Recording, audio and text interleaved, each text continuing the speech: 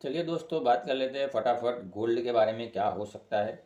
उसकी जानकारी ले लेते हैं। लास्ट वीक के अंदर जब हम मिले थे उस टाइम पे चर्चा करी थी कि गोल्ड में जो है वो अभी वेट एंड वॉच करना चाहिए। 60,500, 59,200 ये कुछ लेवल हमने डिस्कशन किए थे। तो जैसे ही 59,200 का लेवल इसने ब्रेक किया, वहाँ पर आपने देखा होगा कि लगभग लगभग 58,650 के आसपास का जो है वो फॉल हमने देखा था। तो जो रेंज हमने इग्नोर करी थी, वो रेंज काटते ही उसने अपना काम शुरू कर दिया था। तो दोस्तों, मैं हमेशा ट्राई करता हूँ कि आपको जो है वो एकदम सेफ जो है वो आइडिया दे सकूँ गोल्ड के बारे में, सिल्वर के बारे में, हर एक जो कमोडिटी का डिस्कशन करते हैं, जिसमें हमारा एसएल जो है वो मिनिमम रहे या ना के बराबर हो, लेकिन हमारी पोजीशन जो है वो अच्छी चल जाए, बाय की हो सेल की हो, दोनों ही तरफ जैसे मुझे ठीक लगे मार्केट को देखकर वो मैं आपके साथ यहाँ पर शेयर करता हूँ। अगले वीक में क्या हो सकता है उसकी चर्चा कर लेते हैं। तो 59,350 के आसपास का कुछ क्लोजिंग हुआ है गोल्ड के अंदर, और उसका पहला जो रेजिस्टेंस है, यहाँ से थोड़ा सा मैं ब्रॉडर व्यू लेना चाह रहा हूँ दोस्तों। तो आप जो है वो ध्यान रखिएगा 59,800 के आसपास, ठीक है। 400 450 पॉइंट ऊपर का जो लेवल है वहाँ पर उसको रेजिस्टेंस है।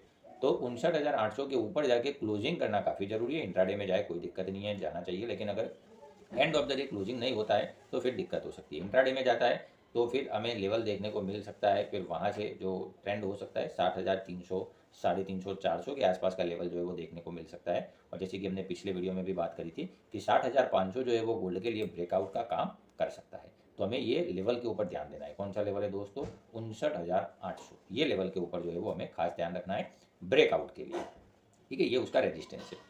अब गोल्ड का सपोर्ट जो है वो क्या बनेगा उसकी चर्चा कर लेते हैं। तो गोल्ड के लिए सपोर्ट जो है वो वही है 59,100-200 के आसपास, हम 100 पकड़ के चलते हैं।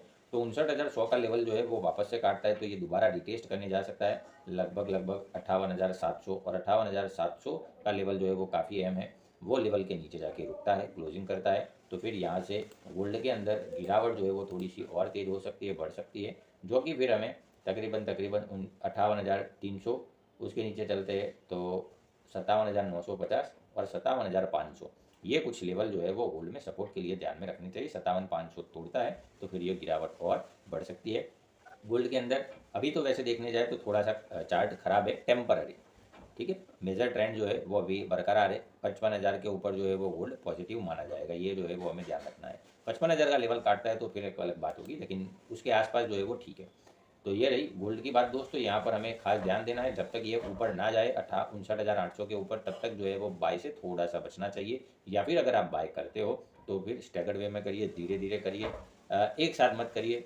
100 रुपये हो, किसी को गिरावट का फ़ायदा उठाना है तो थोड़ा थोड़ा करके आप जो है वो कर सकते हैं। लेकिन मैं हमेशा ट्राई करता हूँ दोस्तों, आपके लिए सेफ्टी फर्स्ट, सेफ रहना जरूरी है, ठीक है। तो ये रही दोस्तों गोल्ड के सपोर्ट और रेजिस्टेंस की बात। अगर आपके कोई सवाल हो तो आप मुझे कमेंट के अंदर लिख सकते हो, जो कि हमने डेली सेगमेंट स्टार्ट किया है, जिसके अंदर मैं आपके सवाल जो है वो लेता हूँ और आपके जवाब जो है वो क्या हो सकते हैं टेक्निकल चार्ट के हिसाब से, आपकी पोजीशन के हिसाब से, वो मैं आपके साथ शेयर करता हूँ। तो अगर आपके कोई सवाल हो तो आप मुझे कमेंट के अंदर पूछ सकते हो। सपोर्ट रेजिस्टेंस सीखना हो तो उसका लिंक जो है वो भी डिस्क्रिप्शन के अंदर दे दिया गया है। तो ये वीडियो में इतना ही दोस्तों। अगर अच्छा लगे वीडियो तो लाइक करें, शेयर करें, सब्सक्राइब करें और अपना ट्रेड करें उससे पहले एक बार अपने एडवाइजर से जरूर चर्चा कर लीजिएगा। वीडियो सुनने के लिए आपका बहुत बहुत धन्यवाद।